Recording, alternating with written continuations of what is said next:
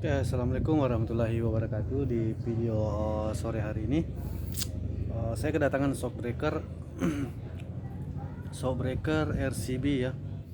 Shockbreaker RCB, shockbreaker ini terpasang pada motor NMAX ya teman-teman. Oke, untuk shockbreaker ini awalnya nyaman dipakai pada saat baru, namun lama kelamaan shockbreaker ini agak kurang nyaman ya. Oke, untuk shockbreaker ini setelah saya pembongkaran ternyata ada kebocoran pada balon udara ini, ada kebocoran di bagian sini ya, yang ini.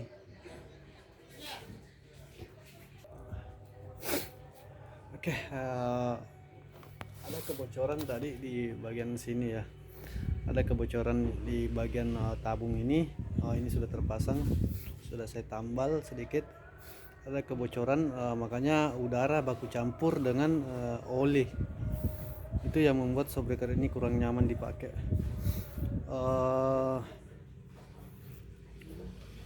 Mungkin ada yang bertanya apa saja yang diganti setelah pembongkaran shockbreaker seperti ini.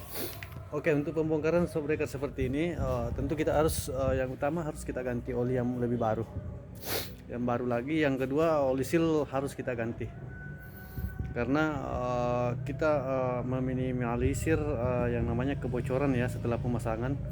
Seperti ini saya sudah mengganti dengan seal yang baru.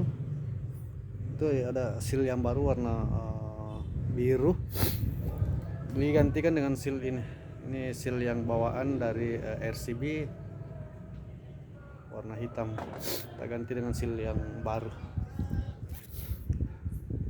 Sama dengan ini ya, kita ganti seal, semua kita ganti. Dan ini adalah bagian-bagian piston dari shockbreaker ini. Tentu di sini saya akan merubah sirkulasinya supaya shockbreaker ini lebih nyaman, lebih empuk dipakai, dan tentunya bisa lebih awet ya, insyaallah. Untuk bahan shockbreaker ini lumayan bagus ya, CNC. Namun kekurangan dari shockbreaker RCB ini tidak memiliki klik, tidak ada klik. Ini adalah khas hidroliknya. Saya mungkin tidak terlalu panjang lebar ya mereview tentang shockbreaker ini. Mungkin itu saja video singkat dokumentasi dari saya. Sekian dulu. Assalamualaikum warahmatullahi wabarakatuh.